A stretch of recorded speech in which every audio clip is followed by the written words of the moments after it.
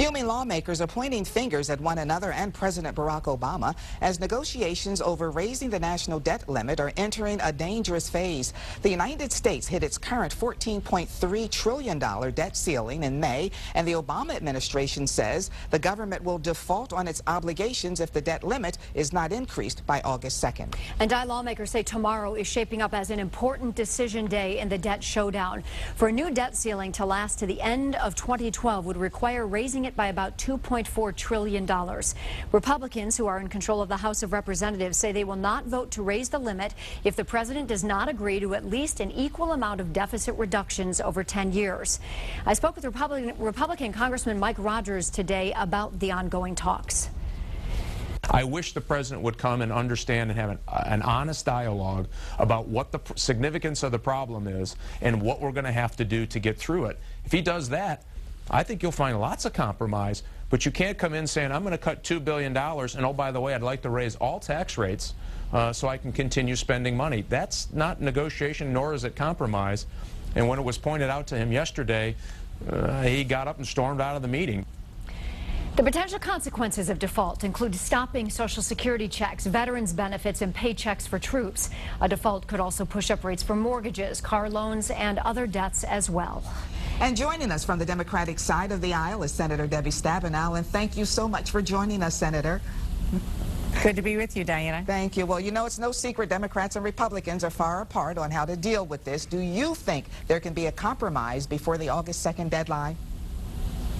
Well, Diana and Joanne, we have to. I mean, the United States cannot default on its obligations, but we also have to tackle this debt. You know, I was in the U.S. House in 1997 when we made tough decisions. We balanced the budget for the first time in 30 years under President Clinton, and there's absolutely no reason we can't do it again. We've got to have everything on the table, spending, not only cutting spending and things that don't make sense to do anymore, but also spending through the tax code. We subsidize oil companies, even though they're at the highest profits ever. That kind of spending should be cut as well. So we need to be cutting across the board, and we also have to remember that we're never going to get out of debt with more than 13 million people out of work.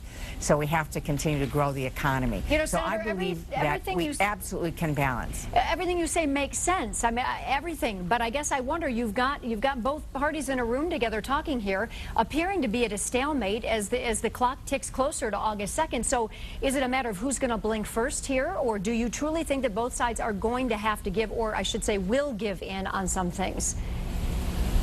Well, they're meeting as we speak. The president has been calling people to the White House every single day, and both sides have to give. That's how it works in compromise. I think we have to understand this is about the country. It's not about a party.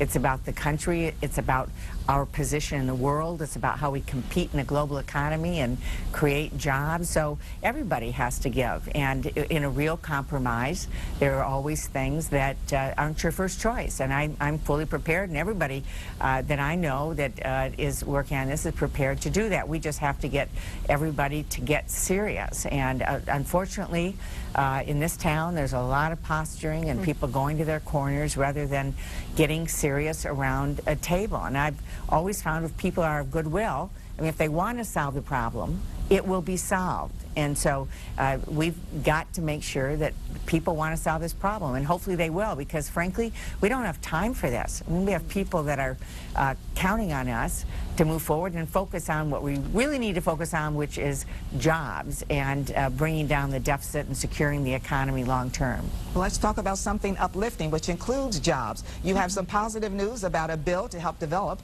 more fuel-efficient technology. Now, how will that create jobs in Michigan? Well, Diana, we are at the forefront of the new advanced vehicle technologies, as we all know, and battery technologies as well. And today in the Energy Committee, a very important piece of legislation that I've worked on and Congressman Gary Peters has worked on in the House, the Advanced Vehicle Technology Act, was reported out of committee.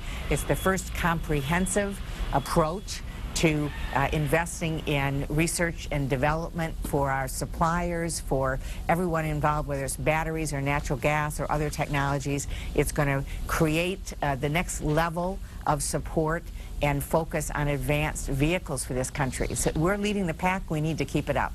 Well, it's good news, and we need some good news, so we like to hear it. Senator Debbie Stabenow, thanks so much for taking the time to join us tonight. My pleasure. Thank you.